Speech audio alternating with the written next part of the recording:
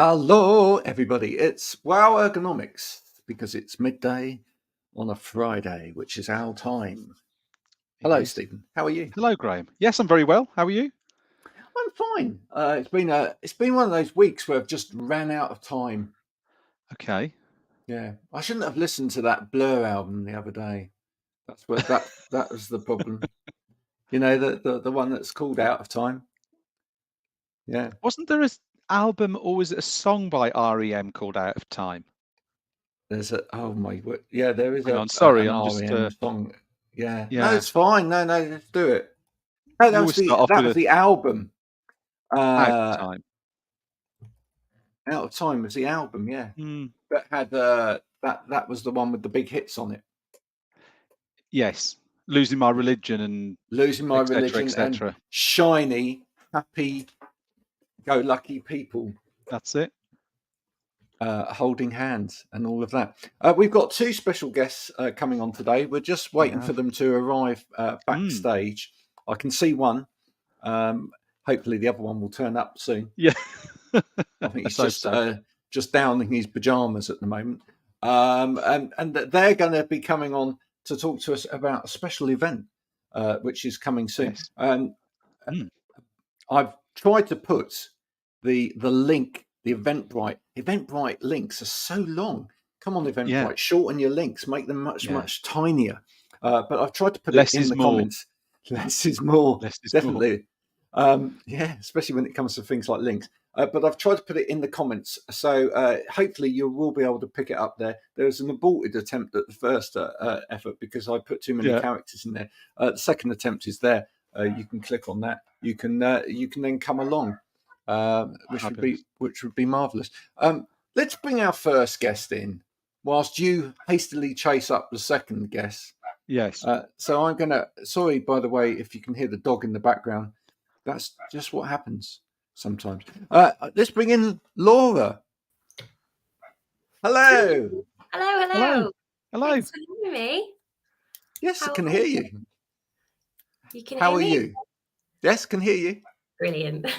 I'm very well, thanks. How are you doing on this foggy Friday morning? Oh, I love that. That's nice bit of alliteration. Foggy Friday morning. Let's make it even better. Foggy Friday Fun Fest. How about that? Yes. Is it a fun fest? Yeah, of course it is. It's Friday. It's for Friday. So everybody's feeling happy. Yeah, no, it's fine. It's good. I'm just saying it's been one of those weeks though where I've just ran out of time completely, which is weird, isn't it? Because there's the same amount of time in every week, but it's just some weeks it seems to go. You know, it's almost like the grains of sand run faster. It No, I depends agree. on. Yeah. I agree. You wake up and then it's Friday again. Friday again. What's your week been like? What have you been up to this week? Oh, goodness. I've actually had the first week in a long time that I've actually been in the office all week, home office, because obviously we work from home at Ergotronic. But yeah, the first week that I could actually get caught up and not on the road. So it's been a bit of a privilege, actually. Wow. Which is just as well, because it's been so foggy all week that I think it would have been terrible. Although whether I'm just in the fog where I live, I don't know. Where do you live, Laura? West Yorkshire, so I'm up. Oh, how lovely. Yeah, I can say it with confidence. I think you'll both remember last of the summer wine. Well, Yes. More recently than that, we've obviously had the Yorkshire Vet. Now, I want to know, have you ever run into any of the Yorkshire Vets on your travels? I haven't, but I know that a local pub that I go to in Holmfirth, they had the Yorkshire Vet in that pub because their dog needed some work doing, so they used it as a marketing opportunity. Love that. Love that. Let's get the Yorkshire Vet in. Dog, lie down. You're going to have something done. I don't need anything done. Oh, yeah, but we need the sales. Yeah. Yeah, they had a bit of a dog party in there on the day they were filming. It was very cute. Fantastic. Perhaps they renamed one of the ales Old Dog or something like that. As long as it didn't taste like one. I actually bought my dog a bottle of bottom sniffer. Oh, that's a classic. There you go. And on that note, that fragrant note, let's bring in Andrew Shepherd as well. Ah. Hello, Andrew. How are you? Hello. Good morning. Can you hear me? Yeah, I can do. Yes. We were just discussing what's it called, bottom sniffer. Yeah. Okay. Well, yeah. Well, apologies for the late entry. You know, as with last time I was on this show, IT issues. You know, they seem to follow me around like a bad smell. There you Like go. a bottom sniffer. What is this descending into? Where did you find these people from? It's like a carry-on film, isn't it? It is. It is. All right, matron. Anyway, for anybody who's never met Andrew Shepherd or Laura before, I'm going to ask them to now introduce themselves and give a little bit of a sort of background as to what it is that they do as part of their day-to-day jobs. I mean, we've just caught up together, but now let's them do that. Andrew, tell us a little bit more about you, sir. Well, I've been working for Flock now for just over 4 years. My role within the company is to look after all the ergonomic dealers across the UK from a seating perspective. So we manufacture office chairs, and within that, I spend a lot of time supporting the dealers, all their customers or end users, spending a lot of time helping people with their posture. Talking with people how to sit correctly, which sounds like a daft thing to say, but it's a big problem nowadays. But yeah, I suppose for me, it's just about the education, not only with my product, because we all know there are others out there, but aligning it with basic DSE requirements, along with products that Steve and Laura do, just to make sure people are, you know, getting the best out of use of whatever setup they've got at home. Lovely, thank you very much. And Laura? Yes, thank you. Thanks again for having me on the show today.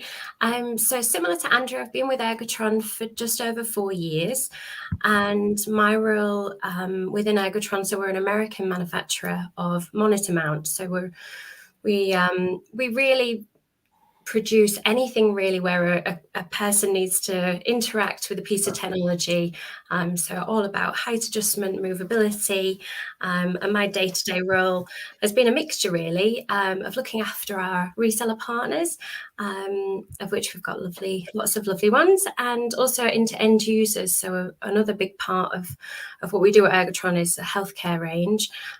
So as much as Andrew said, we're also asking people to stand more correctly and use IT in a better way and get it to fit them, which is what we're all about, rather than the other way around, isn't it? In our world of ergonomics. Okay, I'm going to play devil's advocate and come straight in there because you both mentioned standing or sitting correctly. And I'm going to say, but is there a correct way to stand or sit? Who would like to pick up on that? Well, in my experience, education is key. We see a lot of people in my world. I suppose for me, my biggest factor would be about sitting better with a nice neutral upright posture, adjusting your chair so that it suits you, I think is probably the key thing. So we look at seat depth, seat height, back angle. Is any kind of lumbar support in the correct place? Is your neck rest in the correct place? So from that perspective, I think everybody can do better in whatever they're looking at. So I suppose it's just using the equipment that they've got or one of our chairs and making sure it fits them. I think there's a big drive within the ergonomics world. Hopefully I'll get this one right. It's to make the task fit the worker, not the worker fit the task. Yeah. I was going to say, for me, that's a lot more about fit, possibly than correct sitting. But there we go. I mean, it's just for me, it's about. I see a lot of people out there who are sat on or stood at or lounging on something that just doesn't fit them. Full stop. Which actually then causes them problems in terms of the way that they interact with that environment, because a lot of it for me is the process. What are you doing? And I think it was like, are you better off sitting? Are you better off standing? And when you do that, try to adopt the best position, the best posture that you can whilst you're doing it. Yeah. Agreed. And particularly, for us, we see still, unfortunately, a lot of people using the screens at the wrong height, using a laptop flat on a desk. In the healthcare environment, particularly, we've got a massive range between a nurse perhaps who's my height, which is only 5 foot nothing, or a consultant or a doctor who's over 6 foot, and it's trying to get them educated to easily adjust it to the right height for them, or going into an office environment and not just sitting down at the desk and being like, okay, well, I'm just going to work for 8 hours sat with my laptop on the desk or sat with a screen that's incorrect. So it's all about, like Andrew said, the education piece, isn't it? About how do I know what the best sitting is for me, and how do I easily do that instead of just working with the equipment that's been put in front of me. So it's still, even though we all talk about it a lot, it's still shocking how many people still use a screen incorrectly or a laptop flat on a desk and wonder why they've got such problems. So there's still so much to tell people, isn't there? Isn't it refreshing, Graham, that me and you have banged on about this for ages, and then we get 2 other people on and they say exactly the same thing without us paying them? So, it is, but it is totally true. We've said this probably. I thought you were paying me. Oh, okay. Yeah, sorry about that. Yeah, sorry. Have you not had your check, Laura? Oh, no. What, did you get yours? It may bounce, Andrew. You might want to catch that quickly. So I'll take the conversation back to where I started this at the beginning of the program, which is I came on and I said I haven't had much time this week, and which is it's a daft thing to say, because really that boils down to sort of time management. Although there are weeks where you have more perhaps than others in terms of tasks to be done or workload to be done, because things happen though. Things might go wrong, or you suddenly win a load more work or whatever. So suddenly you're impacted in terms of time. But how much of this people not doing it right do you think is down to time? Because even though we might all sit here and think, well, it's obvious you need to make these adjustments, you need to do these things. Laura, you said you get someone that's 6 foot something, someone that's 4 foot something. The equipment will adjust in order to allow that to happen, but it takes time to do that adjustment. It might be a minuscule amount of time, but it's time. How much do you think it comes down to time? And then is it is part of the problem that organizations don't allow people time? I think, like you said, the time element is probably very small, and the more you do it, the more you get used to it. And I think it comes back down to habits. What habits have we formed to say, whether that be I need to get on because my boss is breathing down my back, or I need to do this because I'm in a rush and I have no time. But it's about that habit and creating good habits to then get into, because it's for your long-term overall health. And it's about you as an individual also taking that responsibility, I think. And I think that's where you can take them so far to say, here's the education and here's how easily it adjusts. But also the responsibility is on the individual to create that habit and that good working habit from the offset, really, because things will only get worse, as we all know, the longer you leave things. I think Laura mentioned a really important word there, that's education. I know it's a common theme we've discussed, but I think if you can get rid of the time perception by better educating people, that actually, and I've seen Andrew setting up chairs and Laura setting up arms and things. The reality is, once you've been educated and you've done it a number of times, it becomes a very quick, natural process. And therefore the time might only be 25, 30 seconds. And I think the perception is that it's going to take a lot longer. I'm not going to bother. I'm just going to carry on. And I think if we can keep enhancing the education and getting people into those good habits, it then just becomes natural. It just becomes, I think you've used the analogy, Graham, before about getting into a car, haven't you? And saying, if Laura just said she's 5 foot. If I got into Laura's car, the first thing I would do would be It's to adjust the pushing seat and take it back. I wouldn't ever consider trying to do a 3-hour drive with a seat that's set up for someone who's probably 11 or 12 inches shorter than me. So if you wouldn't do that, why would you then sit in a chair that maybe Laura set up at home, when actually you can make some very quick adjustments? You wouldn't do it, you'd make the changes. But it's that we do it for some things, but we don't do it, or we don't feel comfortable to do it for other things. Yeah. So it is about the education piece, absolutely. But is the education piece just not happening necessarily at all the right places within an organisation? Because it is part of the problem that maybe we are getting that education through to people on the ground or at a certain level who are actually the ones doing the work, and that, you know, or sat there all day long doing the grunt stuff or whatever. But we're not actually getting that education into C-suite or wherever, that in terms of culture change, because part of that education has to be about culture change as well, for management to understand that the people, you know, that need to make these adjustments need to make those adjustments.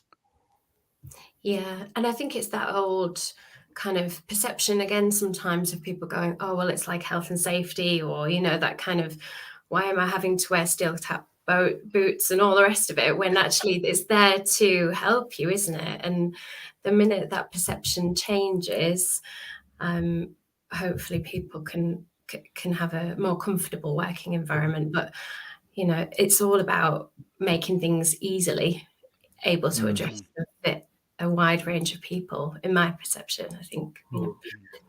Andrew, what do you seeing that? I was going to say, Andrew, yeah, what did Andrew think? Is he's probably got the product that touches the physical body more than Laura and I have got. It's tricky, really, because throughout COVID, you know, we've had a lot of changes in the workplace that are still going to change, and each company will have their own way of what the modern way of working is coming out of COVID. So we're seeing a lot more desk sharing, as opposed to people having their own desks and their own chair.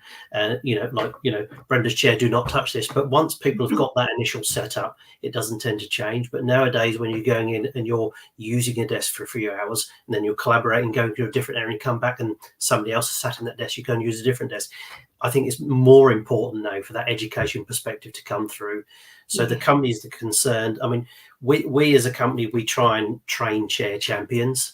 So whenever there's a rollout, be it 1 or 100 chairs, we take the time to educate as many people within that organization how to use the products, because we recognize that more and more people are in contact with them, change of use, change of people. So you should know how to adjust these products. And like you said, you know, the car one is an excellent analogy.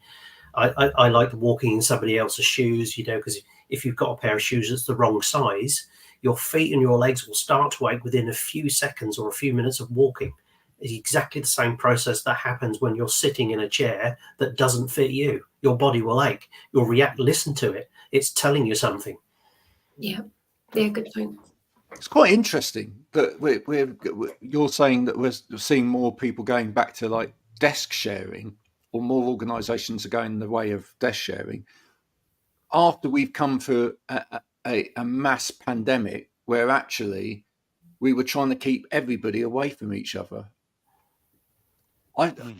I find that that's quite interesting, in the way we've spent ages and ages and ages kind of demarcating people and trying to keep people away, and actually, you know, standing 2 meters away from each other, wearing masks, all of this sort of thing, wiping down everything. You know, Stephen, you even had a product there that to actually help keep people away from each other, and now we're going back to people sharing the same space and potentially the same equipment as well, and potentially multiple people and the same equipment over the same working day, possibly.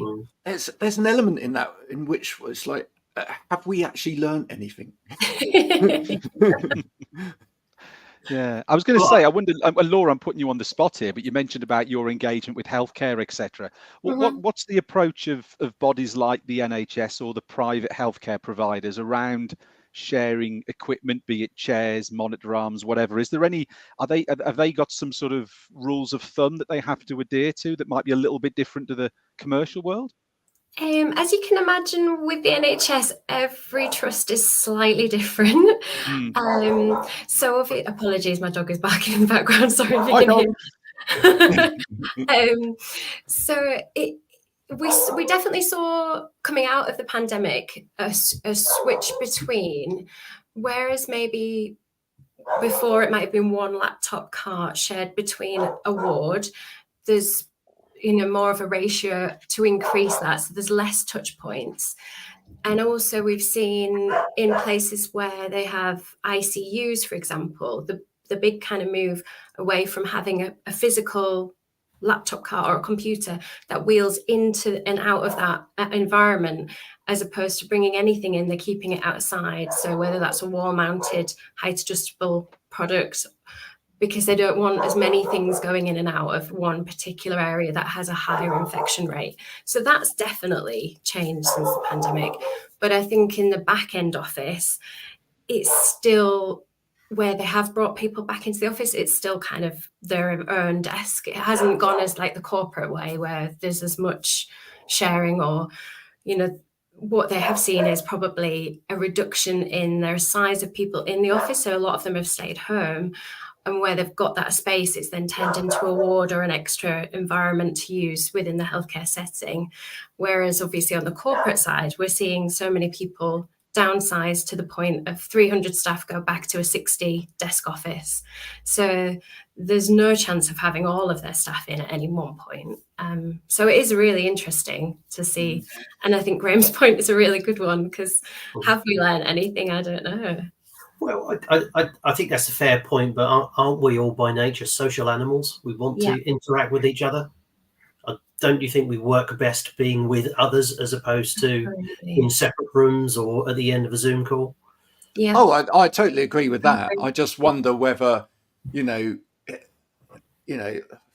goodness knows, we don't want another pandemic. Although, that the experts at the time that we had the pandemic said, we potentially will have more pandemics if you studied the science, etc. So one wonders if we got everything that we learned in that and start going back to less desks, more shared equipment, etc. What happens if what happens if there is another pandemic? How do those organisations then cope?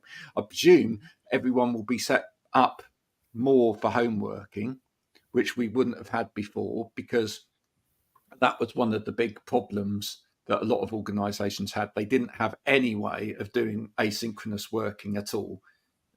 It was, everything was office based. Now we have to send everybody home. How do we get this all to work? So the systems behind that will probably be more there, because from what I'm hearing from you, it's probably that people have reduced their estate in terms of size of property and whatever, in order to accommodate more hybrid type working, so that people are working so many days at home and then on kind of rotation they're working in an office space. Yeah, I suppose it's different from company to company. We've just introduced this lovely new sort of hybrid working model, which is Flock's vision of how it's going to work. And as when Flock do anything, they do lots of study cases, lots of white papers. So they're coming forward with evidence, from a point of experience. And what we're generally seeing is that people are looking at, across the floor, if you look at large corporates, that they're studying how many days a week people work from home, how many days a week people come into the office. They're looking at the peak occupancy rates of measuring that statistic, where people actually need a designated place to work, i.e. a desk. But then focusing on the other areas where, when you are in, you're not going to a desk all day, every day, because you could do that from home. But when you want that interaction, have you got enough areas within that workspace for everybody to complete the task that they've come in to do? So it could be social spaces. There should be a touchdown point, a cafe, a work area, a designated desk space, various meeting rooms. But that's going to vary from company to company. But it's very, very interesting to see what the new landscape may look like. But it can change from company to company. I think that's the biggest thing. There is no one route away from this. Yeah, and they're still figuring it out as well, aren't they, as the companies? Oh, yeah, totally. I mean, personally, I find the whole, I've said this before, Stephen, I find the whole terminology hybrid is just daft. It doesn't really even mean anything. And we had, or we've spoken in the past to people like Nicola Pease, who's come on here, who was, a champion for flexible working. And one of the problems has been in this whole area that, we were, before the pandemic, we were having champions of flexible working, and more organisations were working towards more flexible working roles. And then suddenly the pandemic happened, and then we've had this word hybrid come in, which is almost like a management term, which actually sort of pushes down flexibility, because it's almost trying to be prescriptive for how people should work. And you see it across all of the different social media platforms, all the different polls. Not mine, because I wouldn't, You never do polls. I do them every morning, but I wouldn't go there with anything quite so crass, But I've complained about it earlier this week, that this nonsense where people poll about, should we have a 4-day working week? Hybrid working, should we be in Tuesday, Wednesday work? It's a daft question, though. It's like, how long's a piece of string? Because it depends for every individual and every individual company that's out there. You can't prescribe a thing and then say, oh, that's going to work for this, that, and the other. So I'd be really interested to read what Flock have come out with. Yeah, it was interesting, because I always remember when Nicola Pease came on, probably 12, 16 months ago, she gave a really good sort of, her definition of it was, hybrid was around the place of work, and flexible was around the hours of work. But as you say, you then find that, a bit like we've discussed the use of the word ergonomic, isn't it? Incorrectly using. In some organizations, they talk about flexible meaning where you work, and others talk about flexible as the hours, and vice versa with hybrid. So it then becomes a little bit sort of convoluted, doesn't it, really? As to, you can, like we said, you can go from organization to organization, and different use of terminology causes then confusion as to what they actually mean. And that, again, doesn't help the whole situation of, what do you actually mean? Do you mean the hours, or do you mean the physical location in which you want that task to be performed? Yeah. This is why it's really important that there are opportunities for people to come together, management of companies, people that are involved in terms of actually taking this stuff out to their people as well, and experts like yourself at the manufacturing end. So as a great segue, let's now talk about the opportunity that you have now availed upon people. Who's going to go first? Well, I'll take the lead. So it's an idea that we were discussing between Steve, Laura, and myself for a little while, about trying to work together to, educate, bring products to people's mind, all under one venue. And I suppose it really came about more because of the relatively new Manchester showroom that we had, and finding a space that's going to work for us all and to hold the event and equally attract an audience. So that was really where it started from. And obviously between the three of us, we've been talking, fine-tuning what will work, what will and what won't work, and what products we can bring and what we can add to the party to make it an event that people would want to attend. Physically, I might add, in person. Yes. So if we've got them all touching everything. Yeah. So if people are out there watching this or seeing this over the next week or so, what is it that they will find if they come along? Right. So what we've brought together is it's being held at the Flock Manchester showroom. So clearly we're going to have lots of Flock products there, i.e. some nice highly adjustable task chairs. But Steve and Laura bring into the party the best products that they can bring along to hopefully allow people to see mock setups to discuss certain elements of working better in be it with your keyboard, your mouse, your monitor arm, your chair, and get advice that they can touch and feel. They can have some mock DSE setups. We will have desks in place. We've got a speaker there. And I'm sure we've probably got one of the biggest voices in the ergonomic community attending. So it'll be really interesting to see what he thinks. I'm sure we don't need to mention any names there. So yeah, it's going to be interesting. It's our first attempt or draft at this. We have bigger and plans to take it on the road, shall we say, with the new London showroom. And we've equally discussed, can we take this to Dublin? So sort of take it on the road. So we're going to see where it goes. So it's very much, let's see how this works, how we can adapt, how we can modify and make this better.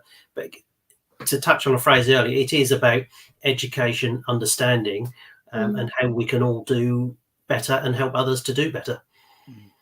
What sort I think of what underpins underpins it all? Come? Yeah.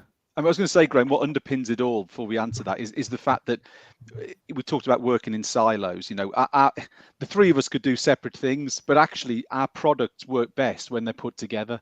Andrew and I have had experience of doing things in previous years. Laura and I have done sort of collaborations. But if you want someone to truly understand what we're trying to achieve in terms of supporting people with their setups, you need to get a few people working together. We are all separate organizations and there's a little bit of crossover, but actually it's sort of being done for the sort of the wider good, is in terms of educating people and showing people what's out there. Because one of the things you find is that, like we've touched on before, the word education, there's not enough knowledge out there because maybe people haven't had to get involved in these type of things before. They can come and touch and feel the product, they can move stuff around, they can play with things, and it's just to get people more engaged with the solutions that are out there, because sometimes the solutions can get lost if people are just looking on a website or looking to, going online and trying to buy it at the best, looking to try and what's the best price, can I, a bit of a race to the bottom. They need to come and engage with the products to understand, why would you invest in an Ergotron arm? Why would you invest in a backer keyboard? Why would you invest in a flock chair? Why would you go and invest, let's be honest, a little bit more money? You need to understand why. These products are all higher level products with lots of adjustability, and people need to understand, what am I getting for my money and what value is it going to add? So if you get all of us together with all the experts together, that's what we're looking to ultimately achieve from this type of event. And as Andrew said, if it's successful, we'll take it on the road and we'll go around other parts of the country and try and be a lot more accessible, rather than maybe just being totally London centric, which can happen with events, which absolutely has its place. But we need to engage with the rest of the sort of UK and Ireland end user community if we can. Yeah, and by having it in a more kind of relaxed space in the showroom, the ability to, step away for a minute, have a chat, have a drink, have a look at some different products, and it's not that kind of rushed environment, as Steve just touched upon, where we're having to go and grab somebody while we're on a stand. We don't want that environment. We want to be able to have a relaxed environment. I think the key thing for me is the attendees that have signed up so far, want to be there. So it suggests to me that there's a need for this. People are genuinely interested, which is great. It's fantastic as far as I'm concerned. But the bigger picture is, I think as Laura said, it's a relaxed environment. Yes, it's a corporate showroom, of course it is, but there's lots of space. It's not an area where you're going to get pinned down and asked for details, confirmation. How many of these do you want? It's not about that. It's about understanding your needs. What do you want? What do you want to get from this? And I think that Steve mentioned there, the key thing is it's all three of us combined together. So in terms of, I suppose, as a general office workspace dynamic, you've got everything there that you would potentially need. A bar? Yes, we have a bar. There you go. You see, right. Drinks and nibbles will be there too. So please come along. Yeah. I just wanted to frame that for anyone that was, maybe kind of on the sort of edge of thinking, shall I come to this or not? There's a bar and nibbles. There you go. Well, Yeah. if a beer or a glass of prosecco or water or coffee is your thing, we do have a lovely coffee machine. I can really vouch for the coffee. It's really, really good. So if nothing else, come along for a nice coffee. I do think that office furniture stroke ergonomics companies need to stop calling them showrooms, because showroom to me sounds like a sales space because of car showrooms over years and years. I think it should just be called the beautiful place or the beautiful space or something like this. Manchester showroom, sorry, beautiful space is a beautiful space. Absolutely. I agree. Yeah. We need to get away from it. Yeah. Ultimately, we are a sales organisation. That's the bottom line of it. Sadly, that's what we're driven to do, to get the numbers up. But there can be a different purpose to an event. We have to have a destination to go to, and it's a lovely space, and I'm sure it's far better than a few trestle tables and blankets in a rather drab hotel or conference space somewhere. Yeah. I just think the language is so interesting, because these days actually nobody sells, right? Everybody does. Everybody's a salesman. Well, no, but nobody sells. All right. I was talking in a sort of network group about this earlier this week. We don't sell. What you do these days is you get alongside people, right, and you go on a journey with them. Yeah, the whole language of sales has changed completely. We don't. Nobody sells, right, and therefore, in terms of the spaces that we bring people into, they are just beautiful places. They're beautiful spaces with bars and prosecco and nuts. So it's an experience. It's an experience. Experiential destination. That's right, exactly, and that makes it all better. So, what do you think people will be coming to ask?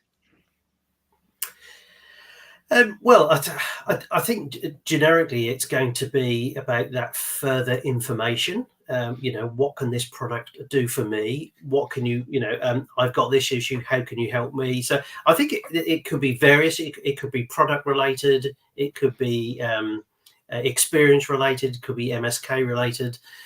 We'd like all those questions, in all honesty, because I think the depth of knowledge of the people that have already signed up to attend is excellent. So if we as our individual partners can't answer that, there will be somebody in the room that will be able to give that knowledge, that experience, that definitive answer. The speaker that we have lined up, Anthony Hilton, is a physiotherapist. So that's great, and we have already coming along signed up some very, very experienced DSE assessors. So the room is going to be full of knowledge.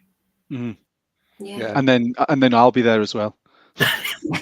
Well, likewise, I'll be manning the coffee machine. Yeah. But it's interesting because we obviously we've got an idea of the sort of people that come along, Graham, and we've actually got it's a bit of a broad church, to be honest. Andrew's touched on there's very experienced DSE assessors, there's well-known characters from the ergonomic world who've been on this show, but also we've got people who are sort of getting involved a little bit more in our sort of world. So we've got a number of people who've coming from the IT arena. We've got a number of end users coming. We've got people from the sort of furniture design A&D community, which is probably a bit more familiar to Andrew, but maybe not to ourselves. So it's quite a sort of a broad church. As I say, we've got a number of end users coming, sort of large local companies in Manchester who are coming to see what it's all about. So it's, as I say, there's a wide range of people, but a huge depth and breadth of knowledge. And again, if people just want to come along and get some advice, have some conversations with people, that's what we're looking to do: spark off conversations and engagement, and ultimately see where we can support and sell. Yeah. No, get alongside. So the exchange of money just happens as you walk alongside people. I think one of the things that people will get out of this that they wouldn't get out of just going to a showroom that is one person's product is the more holistic view of how these things work together, right? And I think that's really important. You said it earlier, but I just want to reiterate that to people, because for anyone that perhaps doesn't understand, the problem is that so often people do come to a problem with one product solution in mind, but rarely, from an assessor's point of view, rarely would the answer be one product. So if somebody says, and Andrew, I'm sure you'll agree with this, even though your mainstay is seating. If someone says, I need a new chair, the likelihood is that they don't just need a new chair. The thing is that if somebody then evaluates the whole way that someone's working, it's normally quite obvious that there are a number of different things that need looking at or adjusting or being put into place in order to make that all work together. Well, I agree. My first call, as you quite rightly say, is the chair. But the amount of times I've looked at people and actually said, "Well, let's have a look at the chair you're sitting on." And in some cases, it's not been one of my chairs; it's been another manufacturer's chair. And one that I'm not overly familiar with, but I've looked at it, I've adjusted it, and actually, within a few minutes, well, the chair is suitable. It's just not been adjusted correctly. But equally, that can work for the monitor arm, and as Laura said earlier about laptops on desks, there's always an improvement that can be made, and it's just having your eyes open. Even though that I am the chairman in the conversation, I look at all aspects because it's just not my solution that will solve the problem. It's part of the solution ultimately, and the other equipment, just builds on that. And that's important, both for you, but also for the potential people coming in as well. Because if you can get out of your head that what I need here is this, and actually what I need to do is learn what it is that I'm doing wrong that's causing the problems. I think Andrew's point, isn't it? It's like listening to your body as well. In the shoe analogy, it's people need to listen to their bodies a lot of the time as well. So it's not just, oh, I've got a bad back, I need a chair, or oh, I've got wrist ache, I need an ergonomic mouse. It's having listened to your body and what it's doing while you're sitting or standing or working in general. Yeah, and that's important because ultimately, if you just go, well, what I'm going to do is I'm going to move from, sitting on what I'm sitting on now to sitting on a better chair. But ultimately, you change none of your behaviors. You don't ever go for a walk. You don't ever take a rest from sitting in front of the computer. You don't ever, look after yourself in any shape or form. Ultimately, probably won't get better. I mean, you're seeing something as a miracle cure, a product as a miracle cure. It's not going to be the miracle cure. It's part of a solution. It can give you. I think, like with all these, of all these products that are good, if they're used incorrectly, you might as well not bother. So it's important to have something that is adjustable. But then you have to know how to use it. You have to understand you and how you work, because once that person has left and given you the benefit of their advice, it's very, very easy to go back to bad habits of what you used to do. And I think we see that perhaps a lot with, the sit stand, the clues in the name in some respects. It's sit or stand, but a lot of people do one or the other and don't interchange between. And that's part of the movement, isn't it? That's what you need. That's what you should do. Take these breaks, go for a walk, have a walking meeting. If you're on a telephone call, no need to sit down. You can walk. If you're listening into some kind of presentation, get up and move. Every task that you do, I'm sure there is a better position to perform certain tasks. But equally, try and move as much as possible. But when you go between sit and stand, I think one of the other key points I see, and again, it's not my area of expertise, but it's the anthropometrics. When people sit down and when they go from standing up, if they're taller in the back or the upper body, they'll need to change the screen height. Yeah. Yeah, no, absolutely. And so it's the little nuances of all of these things that really make the difference. One sort of final question before we push the event again for final time, just in case people have forgotten about it.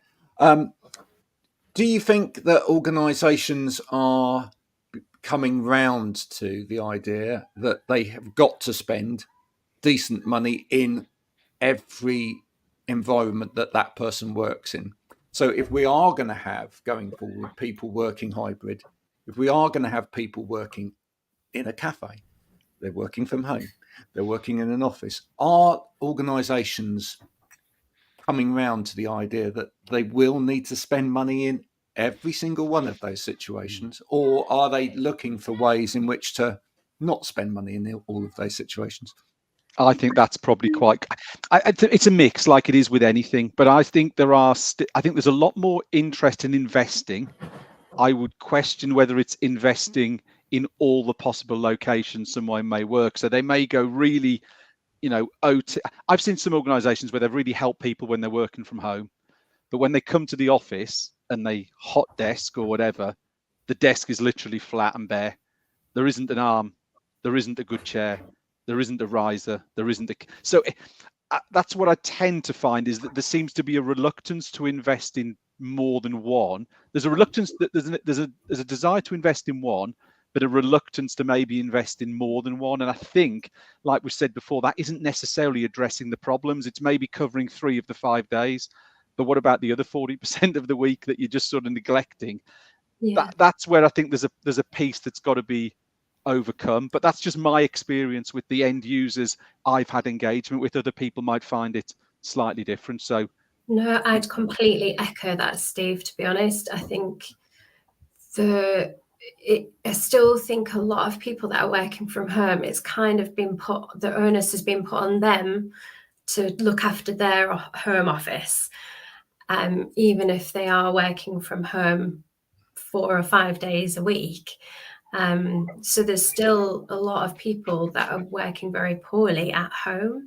And I think much what you just mentioned there, Stephen, I think going into the office, I've seen end users that have been given a screen, but they're going in with a laptop and they're expected to use their laptop as their keyboard. So, they're not even given things on a desk, which you said about a bare desk. I think that education piece around there is really needed, because how long can you continue to work with the keyboard laptop, for example? I think, it's quite shocking in some cases. And these are big corporate businesses that you feel should know better. So it comes down to who's responsible, or not necessarily who's responsible, but who's willing to pay out at any point for these adjustments to be made. And it's something that we've talked a little bit about on here, but maybe we just need some talking going on between people in the ergonomic sector, manufacturers in the ergonomic sector, and some other players that we haven't spoken to yet. So maybe when people come along to the show, we'd love to see some people come along from those people that are building houses, for example, right? People like Persimmon, Bovis, all of those people. Tell you why. If you think about it logically, we know now that a lot of those new build construction companies are now actually building office spaces, purpose-built office spaces, into people's houses in order to accommodate more hybrid working type environments, because that's what people want in the house now. And they want it as a separate space. Just think about it. You could have a really good kitted out office in your new home and just add it to the mortgage. Be a drop in the ocean, right? So there's a new way of potentially that tab being picked up, where it doesn't necessarily impact on that. And then the other people that we perhaps want to come along are people that own workspaces, collaborative workspaces. We'd love to see some of those people come along as well, because here's the other thing. You want people to come into your workspace, drink your coffee, sit there all day, pay your monthly membership, etc. If you offered better workspaces with more ergonomic adjustment, more people would use it. So there you are, just throwing it out there that maybe it's about the industry kind of looking at it slightly differently as well, and going, actually, we need to think about who might actually pay for this to happen. Any comments? Yeah, a lot of it, and Laura touched on earlier about sort of health and safety, and perhaps companies having a nice work setup but expecting the employee perhaps to do it themselves at home. But somebody said to me recently, and I found it quite interesting, that from a health and safety perspective, you should follow the guidelines for your home work as you do the person at work. But ultimately, they did say to me that if you can't work safely at home, then you have to go to the office for your own safety. But then the people that have no room in the office anymore, like that have been downsized, they're in a tricky situation. And I think Absolutely. I don't know whether it needs to be a change in law or perhaps more class action cases where people are getting sued that makes it change, because there's some really, I think in the next couple of years, I think we're going to see some really serious injuries from this long-term working at home with poor equipment. I do, but I also, as I say, I also think we need to get smart and think about who might be the other protagonists in this, and other potential stakeholders outside of just that organisation, because there will be money elsewhere to pay for this. It's just thinking smart about it in order to perhaps offshift the outgoing of this, so that actually people can be supported elsewhere. Perhaps it needs an entrepreneur to step into the equation as well. Richard Branson, if you're listening, Dragon's Den. You want to do virgin spaces, don't you? You want to create, you want to take over all of those places on the high street that are now empty. You want to make them into sort of like collaborative workspaces, and you want to have the best ergonomic equipment in them. Just saying, that's what you want to do. I'll be talking to Richard about that later this afternoon. Thank you. Speed dial. Yeah, absolutely. We go for a walk, because he does walk meetings. He doesn't sit down around the boardroom table. Have to do walk meetings with Richard. Yeah, but he's on the beach and you're just wandering around Chard High Street. So there's a little bit of a difference there, isn't there? No, he's on his island and I'm rowing around on the outside going, Richard! You laugh, but it's true. It's been brilliant. So listen, one last time, big plug for the event, for anyone that wants to know when it is. So the 9th of November, arrival from 2 p.m, Flock Manchester showroom in Booth Street. Booth Street. Which area of Manchester is that? How do they get there? What's the nearest tube station? Manchester. Station. I don't know Manchester, but it's Manchester City Centre. I believe it's Piccadilly. Piccadilly. I believe. It's about 10-13 minute walk from Piccadilly, I think. Thank you, Laura. Okay. So how close does the tram go? I would say the tram line passes the end of the road, which is probably about 300-400 yards away. There you go. So get the tram. So it's really close, to be fair. Yeah. But it always rains in Manchester, apparently. Yeah, I always park on the outside of Manchester and get the tram in. It's so much easier. Don't drive into the middle; you'll get stuck. So there you go, 9th November. And how much does it cost? It's free. Oh my God! There you go. Zero. Nada. Whoa. Nothing. Nada. Because if you don't tell people things are free, people will assume that they have to pay, and then they won't. They won't do it. It's absolutely free, folks. You get to see us lovely people and get a drink in person. In fact, they are paying you to be there by buying you a drink and taking you into their beautiful space, which is what it's called. I've renamed it. The beautiful space in Manchester. You can go there. It's at the just off the end of the tram line. Get yourself a free beer or prosecco and some nuts, and spend the afternoon with these wonderful people. You will learn a lot. Ask you a question. Graham, all we'd ask is I know you've put the link to the Eventbrite sort of session in the comments. It'd be great if everyone is welcome, if they could just let us, just to give us an indication of numbers. That's all. We'd just like to know. So if people turn up on the day, hey, of course we're not going to turn them away, but if we can get an idea of numbers, it'd be great if people could sort of register through the Eventbrite, and very much everyone is welcome to come along. We wouldn't want to run out of beer and nuts. No, that's what I was going to say. They need to know. Exactly. They need to know how many packets of nuts to buy. So there we go. Laura, Andrew, thank you so much for coming on Wow Ergonomics on this wonderfully damp of a squid of a Friday. Hopefully, when you have the event, it will be nicer weather. I think it's in Manchester there, so Unlikely. It's going to be a sunny day for the beautiful place. It will be warm on the inside. Yeah, absolutely. Thank you for joining us today. Hope you've enjoyed another episode of Wow Ergonomics. If you want to catch up on previous episodes of this, you can at wowergonomics.com. Please do go there and subscribe to it if you're listening to it on Spotify as well, so you get every episode as it comes through. I mean, you wouldn't want to miss this, would you? Until next time, we will be back next week when we have a guest from the HR sector. And the week after that, I'll be talking to somebody who's written a white paper on induction into organisations and onboarding. That will be really interesting. Tune in for that 2 weeks' time. Until next week, bye for now. Bye. Thank you. Thanks. Bye.